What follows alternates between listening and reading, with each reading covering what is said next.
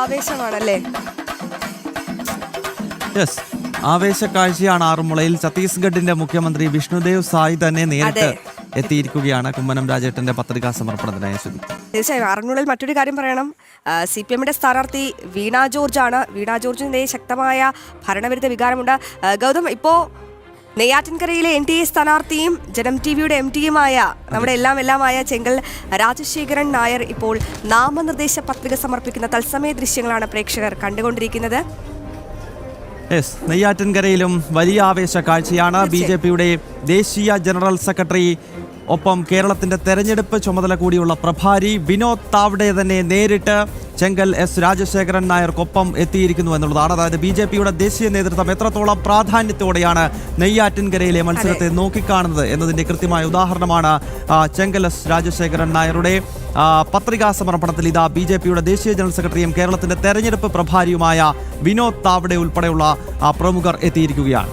തീർച്ചയായും ഗൗതം, ഇനി ചെങ്കൽ രാജശേഖരൻ നായരുടെ രാഷ്ട്രീയ ചരിത്രം പരിശോധിക്കുകയാണെങ്കിൽ അദ്ദേഹം ഒരു ഒന്നാന്തരം ബിസിനസ് മാഗ്നറ്റ് ആണ്. അതുപോലെ രാഷ്ട്രീയ മാഗ്നറ്റ് എന്നും കൂടി നമ്മൾ പറയേണ്ടിയിരിക്കുന്നു.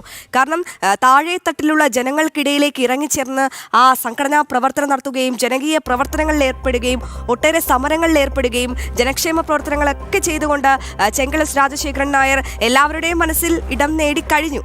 അപ്പോൾ നെയ്യാറ്റിൻകരയുടെ നായകനാകുമോ എന്നൊക്കെയാണ് ഇനി കണ്ടറിയേണ്ടത്. എന്തായാലും ദിവസങ്ങൾ മാത്രമേ ഉള്ളൂ ഗൗതം, 16 ദിവസങ്ങൾ മാത്രം.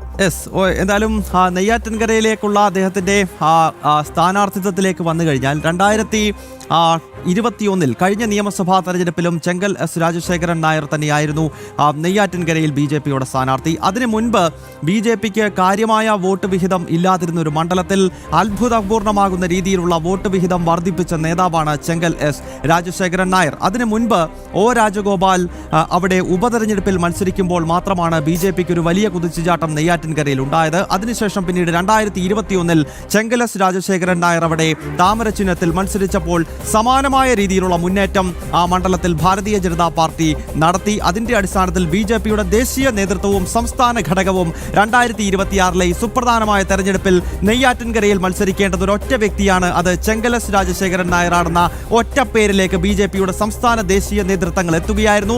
ആ സാഹചര്യത്തിലാണ് നെയ്യാറ്റിൻകരയുടെ മണ്ണിലേക്ക് ഒരിക്കൽ കൂടി വലിയ പടയോട്ടത്തിനായി ചെങ്കൽ രാജശേഖരൻ നായർ. ജനം കുടുംബത്തെ സംബന്ധിച്ച് അശ്വതി, ഇത് അങ്ങേയറ്റം ഇരട്ടി മധുരമാണ്. കാരണം നമ്മുടെ സ്വന്തം MD തന്നെ BJP സ്ഥാനാർത്ഥിയായി അവിടെ മത്സരിക്കുന്നു എന്നുള്ളതാണ്. അതെ, തീർച്ചയായും ഗൗതം സൂചിപ്പിച്ചതുപോലെ തന്നെ അദ്ദേഹത്തിന്റെ ഇടപെടലുകൾ, സാധാരണക്കാരുമായുള്ള ഇടപെടലുകൾ പറയേണ്ടിയിരിക്കുന്നു. കാരണം എത്രത്തോളം കൈൻഡായാണ് അദ്ദേഹം പെരുമാറുന്നത്. എല്ലാ പ്രവർത്തനങ്ങളിലും അദ്ദേഹത്തിന്റെ സാന്നിധ്യമുണ്ടെന്ന് തന്നെയാണ് ഗൗതം എടുത്തു പറയേണ്ടത്. നെയ്യാറ്റിൻകരയിൽ NDA സ്ഥാനാർത്ഥിയായി അദ്ദേഹം പത്രിക സമർപ്പിക്കുകയാണ്. BJP-യുടെ ദേശീയ ജനറൽ സെക്രട്ടറിയും കേരളത്തിന്റെ തെരഞ്ഞെടുപ്പ് പ്രഭാരിയുമായ വിനോദ് താവ്ഡെ ഉൾപ്പെടെയുള്ളവരുണ്ട്. ഒപ്പം ആയിരക്കണക്കിന് BJP പ്രവർത്തകർ ഒപ്പം പ്രകടനമായി സ്ഥാനാർത്ഥിയായി ചെയ്യപ്പെട്ടിരിക്കുന്നതിനാൽ കേരള നിയമമനുസരിച്ച് സ്ഥാപിതമായിട്ടുള്ള ഇന്ത്യൻ ഭരണഘടനയോട് ഞാൻ യഥാർത്ഥ വിശ്വാസവും പുലർത്തുന്നു. ഇന്ത്യയുടെ പരമാധികാരവും അഖണ്ഡതയും ഞാൻ ദൈവത്തിൻ്റെ പേരിൽ സത്യപ്രതിജ്ഞ ചെയ്യുന്നു.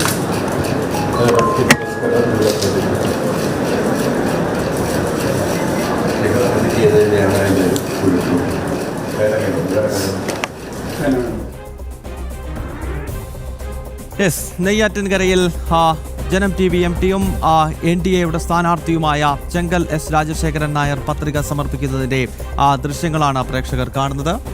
ആയിരങ്ങൾക്ക് തൊഴിൽ നൽകുന്ന തൊഴിൽ ദാതാവെന്ന് കൂടി അദ്ദേഹത്തെ വിശേഷിപ്പിക്കാം ഗൗതം. എന്തായാലും ലക്ഷക്കണക്കിന് രൂപയുടെ കാരുണ്യ പ്രവർത്തനങ്ങൾ അദ്ദേഹം ഇതിനോടകം തന്നെ ചെയ്തു കഴിഞ്ഞിട്ടുണ്ട്. അപ്പോൾ ഇതെല്ലാം അദ്ദേഹത്തിന് വോട്ടായി മാറാനുള്ള സാധ്യത അത് വളരെ കൂടുതലാണ്.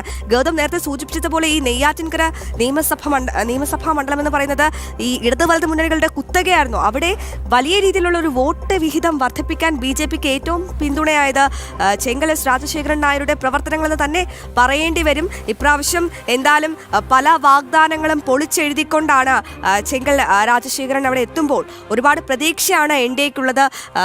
ഗൗതം നേരത്തെ സൂചിപ്പിച്ചൊരു വാക്കുണ്ടല്ലോ, അതായത് നെയ്യാറ്റിൻകരയിൽ ആര് എന്ന ചോദ്യത്തിന് ഒരൊറ്റ ഉത്തരമേ ഉണ്ടായിരുന്നുള്ളൂ, അത് ചെങ്കൽ രാജശേഖരൻ നായർ തന്നെ പറയേണ്ടി വരും, അല്ലേ ഗൗതം?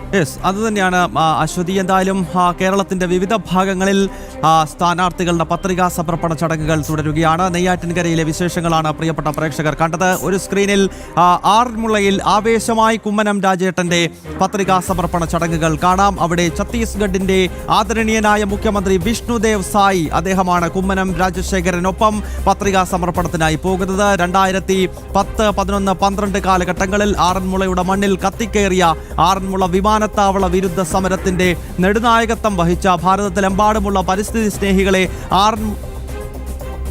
ഗൗതം, മറ്റേ സ്ക്രീൻ നോക്കൂ. അവിടെ കാസർഗോഡ് കസറുകയാണ് അശ്വിനി. തീപ്പൊരി പ്രസംഗത്തിലൂടെ കൂടി വോട്ടർമാരെ കീഴടക്കാൻ അശ്വിനി തയ്യാറായി കഴിഞ്ഞു. അതെ. അങ്ങനെ വലിയ ആവേശ കാഴ്ചയാണ് തെരഞ്ഞെടുപ്പിന്റെ പത്രികാ സമർപ്പണവുമായി ബന്ധപ്പെട്ട്